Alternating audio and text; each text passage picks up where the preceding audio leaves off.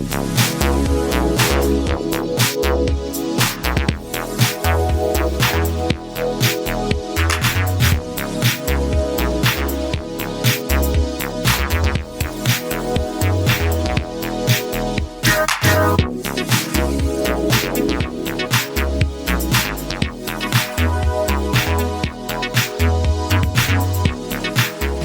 to Rick's Corner.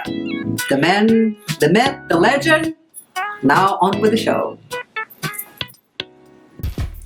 Hi everyone, welcome to Rick's Corner. I'd like to talk about muscle atrophy as you age because it seems to happen to everyone at various times in their lives, sometimes sooner, sometimes later, but it does atrophy. But before I get into that, I've had a few comments from people saying, gee, I haven't seen as many videos recently and guess what's going on. And I wanted to tell you, I had leg surgery. I think some of you know this, like a week ago. Well, it's last Friday. I've been to a doctor for the past 4 months wanting to know why my calf was so swollen and why it was going on with my leg and why it wasn't functioning properly and why it hurt because I had had a knee replacement. And a lot of the doctors said, well, you have an infection in the knee. We're going to have to open it up and clean it out, which was not the case.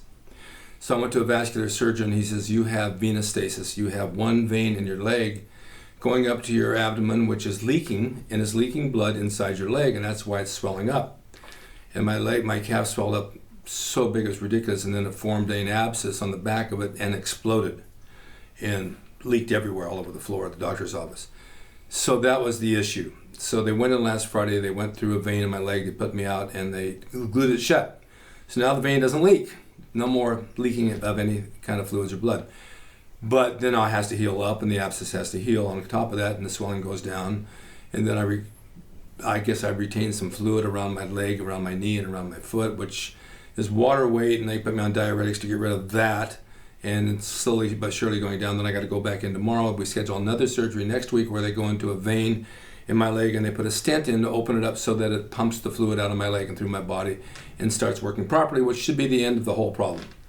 Okay, but I'm not one to get dragged down and depressed and feel unmotivated. I just keep going. I've been going to the gym, doing what I got to do, but it's really worn me out. It really worn me out and wore me down, and I got to get a lot of rest. And so to get guests on my show at this time, it's a little bit hard for me to book anybody because of the way I'm feeling, and it's hard to get them over here because it's difficult certain times of the day to get who I want. But I am working on it, and I will have more. So instead of having a guest, I'll do a monologue on a subject that I know very well, and it's a history of the bodybuilding. I know you guys like to hear my stories, and so I'll just tell my stories.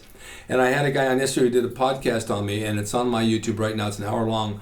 I think you're going to find that one very, very interesting. So tune into it because it's a lot of fun stuff. Okay, as we get older, our bodies change. We all know this, and the muscles do atrophy, and it takes a lot to stimulate them to keep them full. And I know guys down in Gold's and Venice in their 70s and 80s who were really well-built men, and their muscles have just shriveled up, and they train every day, and it's just not what it used to be. And I know also other guys in their 70s and close to 80 who are thick, and they have the genetic form to retain that muscle. It's different in everybody. Now, I go into the gym now with this problem in my leg, and I don't hit it near as hard as I used to. I do about 12 sets of body part, and I do a medium weight, and I do machines. I just want to get the blood flow, get a pump, and get a good feel. Okay, some of my muscles look the same and some don't. My biceps taking a toll, doesn't want to seem to come back to where it was, or my tries, I don't get the pump I did because also I'm on diuretics, which takes all the water out of my system. So we know that's not going to happen if I'm on those. But it does happen when you age. You do lose your muscle mass and you lose your strength, and it's just not what it used to be. You can overcome that a little bit by taking testosterone, because I know that a lot of men over 45, 50 years old are low in it, and it does help you fill out. You don't have to go overboard with it, but it does help. It does help. A little GH may help as well. I don't know. I took it. I didn't get anything out of it. Your diet, you don't seem to eat as much food when you're older. You're not as hungry, so you cut your meals down, so you're not putting much size on because of the food. And the other thing is you're not getting the pump that you used to get when you were younger. I mean, come on, when we went to the gym, we were 20 years old, we got a pump so big I couldn't even bend my arms. I don't get that anymore. For some reason, I just don't get it. I've tried everything in the world to take before a pre-workout and all that, and it just doesn't do it.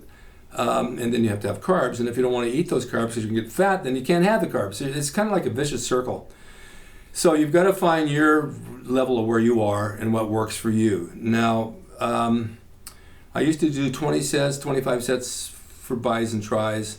Now I was much younger, of course. And they were full and they looked great. And then I ripped my right tricep and I never had it reattached, so my right arm went flat. When that tricep went flat, the bicep didn't respond like it should have. For some reason, it affected it. Now I've knocked it down to about 12 sets. Today I went to the gym and I probably did 10 sets of bicep and maybe 12 sets of tricep, and I was done in 20 minutes and I walked out. I did machines. I'm not feeling 100% because of this leg issue, but I still get in to do it. I want to keep the blood flow in there. I want to keep it pumped a little bit. I want it to look good. It doesn't look good like I want it to from years ago because I am older, and it's I know that it ever will. I hope that it will. I hope those muscles will survive and come back to some degree. I take 250 milligrams testosterone a week from my cardiologist, who says I need it. I imagine it does help. I bet if I didn't take it, it wouldn't help. I wouldn't get where I am today. Well, for what I want, it wouldn't work for me if I didn't do it. So a lot of you older guys who have this atrophy going on, I think you really need to watch your diet tight. Make sure that you're getting a lot of protein, 1 gram per pound of body weight. Keep your carbs a little bit higher rather than lower because you need that energy. Your fat's a little bit higher. I know the fats and carbs together make you fat, so kind of take your choice which one you want. And you'll probably get much better result out of it. Don't overtrain. Overtraining, Dave Draper told me years ago, you overtrain your bicep, it's going to be the size of a peanut. It can't take a whole lot of work. Now, we've talked about doing the high reps, the 15, 20 reps. They work for about a week. I didn't care for it. I've always got best result from 7 to 8 reps, under 10 for sure, and a little bit heavier. Well, I can't go heavy right now. I just don't have the energy level to go as heavy as I did. If I'm doing a 20-pound concentration curl, that's a lot for me. I used to do 60s, 65s. So you have to have a level what you know you feel comfortable with. If 20 reps, 25 reps are good for a week and you're going to get a good pump out of it, probably the second week it's not going to work because you've already overused it and it's going to go back to where you were. So I still think the 7 or 8 reps are good on certain body parts. On shoulders, I do 8 to 9, 10 reps, maybe 12. On laterals, reverse and front, and then the lateral machine. I stopped doing presses. I started doing the Smith machine again, but it was doing nothing but really, really hurting my shoulder, so I quit doing them. And then I heard years ago from Rich Piana and Ken Waller, you don't need presses. You don't need to do them. But I grew up doing presses, so I figured that was a big part of it. So machines on chest, I do the chest presses, the inclines, the pec deck, the cable crossovers to maintain my pec shape, which is good. They're not going to be big bulging pecs like they were when I was 30, but at least they're going to look okay. Abs, I don't go crazy with. 100 every day, 100 leg raises every day, and it works really, really well because that's mostly diet anyway. If you work your abs too hard to get thick and you get a thick waist, and your results look horrible. So kind of like that's what I wanted to talk about. If you guys are aging and you're having this problem, reevaluate your workout, reevaluate your diet, make sure you get enough rest. I think it's really, really important to do that. And let me know how it works for you. I want to know because we all learn from each other. If we all share knowledge on my show, sharing is caring, as they say. And you might know something I don't know, and this guy might know something you don't know. And if we all pull it together and talk about it, then we can figure out what's going to work for everybody. And that's what we're all about. We're all in this game together. We're all brothers of bodybuilding. We're a family, and we need to unite, stick together, and share our knowledge and what we experience. I think it's a really good way to play your life. I hope to get more guests on. I hope to feel better in the next couple of weeks because this leg has really dragged me out. But I'm not going to let it get the best of me. I'm just not that type of guy. People say, why aren't you home resting? I say, I can't. I got to go to the gym. I go to Starbucks. I go to lunch with a friend. I come home, then I do my show. If I continue to do what I do on a normal basis, and this goes for all of you, you don't feel so bad. You feel like you've accomplished your day, and before you know it, a week went by, then 2 weeks, and pretty soon you're good to go. My doctor said 68 weeks and I'll be okay. All right, I just wanted to explain that to you all because people have asked me what's going on with you and why aren't you doing as many shows, and I am. I don't have as many guests, but I do the shows, and that's what I wanted to tell you. But I will have more. I'm going to get Samir Banu on. He keeps telling me for 2 years he's coming over, and he means it, and I'll get him over here. Thank you guys for watching Rick's Corner. I'm glad to share this knowledge with you, but watch the podcast I did with Nick that I did prior to the show. It's pretty good. I've got a lot of good comments out of it. Don't override it and disregard it because I think you're going to enjoy it.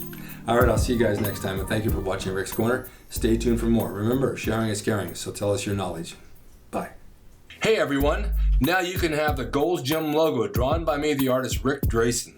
personalized and made out to you and signed by me to frame and put on your gym wall or wherever you see fit to do so. It's a piece of bodybuilding history. It will never be duplicated again. It's the largest selling icon t-shirt logo in the world, and I'm the guy that drew it, and I will draw it for you. Just go to my website, rickdrasin.com, and order there. You can pay through PayPal, and it'll be sent out right away. And be sure to watch Rick's Corner for all the videos on bodybuilding, nutrition, fitness, pro wrestling, and anything that suits your interest as far as getting physically fit and being the best you can be from the golden era of bodybuilding.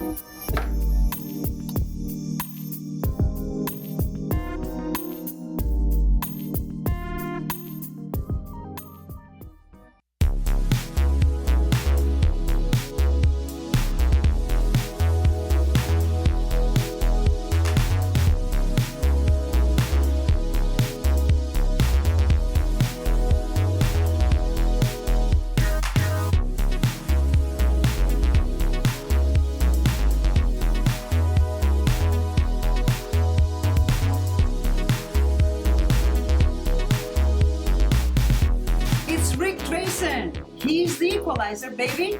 See you next time.